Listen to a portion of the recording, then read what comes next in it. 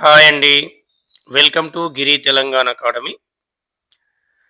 గోల్కొండని రాజధానిగా చేసుకొని పరిపాలించినటువంటి వంశాల్లో చివరి వంశం ఆషబ్జా. ఈ ఆషబ్జా వంశాన్నే నిజాంలు అంటాం. ఈ ఆషబ్జా వంశ స్థాపకుడు నిజాం ఉల్ ముల్క్ 1724లో ఈ సామ్రాజ్యాన్ని స్థాపించాడు. ఈ నిజాం ఉల్ ముల్క్ ఇతని యొక్క అసలు పేరు మీర్ కమ్రుద్దీన్ ఖాన్. ఈ మీర్ కమ్రుద్దీన్ ఖాన్ మొఘళ్ళ మొఘళ్ళ చేత ఏ రకమైన బిరుదులు పొందాడు, లేదా మొఘల్ చక్రవర్తులు మీర్ కమ్రుద్దీన్ ఖాన్కి ఇచ్చినటువంటి బిరుదులు, ఒక్కొక్క సందర్భంలో బిరుదు ఇవ్వడం జరిగింది.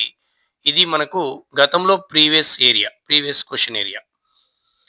మీర్ కమ్రుద్దీన్ ఖాన్కి ఔరంగజేబు ఇచ్చినటువంటి బిరుదు ఏంటంటే చింక్లిచ్ ఖాన్. ఏ బిరుదు ఇచ్చాడు? చింక్లిచ్ ఖాన్. ఆ తర్వాత ఔరంగజేబు తర్వాత మొదటి బహదూర్ షా ఇతనికి ఇచ్చినటువంటి బిరుదు ఖాన్ ఈ దురానీ. ఏ బిరుదు ఇచ్చాడు?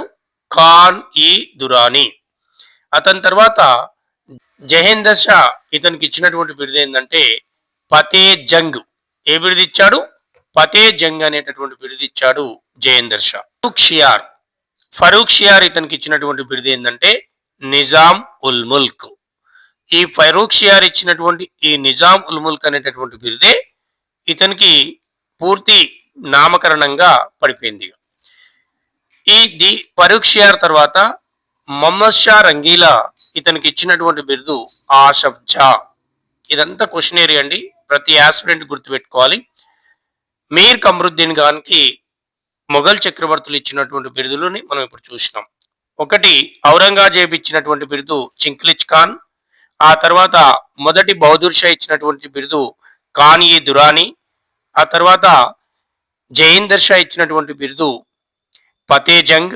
ఆ తర్వాత ఫరూక్ షియార్ ఇచ్చినటువంటి బిరుదు నిజాముల్ ముల్క్. చివరిగా మొహమ్మద్ షా రంగీలా ఇచ్చినటువంటి బిరుదు ఆషబ్జా. మొహమ్మద్ షా రంగీలా ఇచ్చినటువంటి బిరుదే వీళ్ళ వంశనామంగా పెట్టుకొని ఈ గోల్కొండ సామ్రాజ్యాన్ని పరిపాలించింది. ఆషబ్జా వంశంగా కీర్తించబడింది. ఇలా మరిన్ని వీడియోల కోసం మా ఛానల్ని లైక్ చేయండి, సబ్స్క్రైబ్ చేయండి, మీ దగ్గర వారికి షేర్ చేయండి.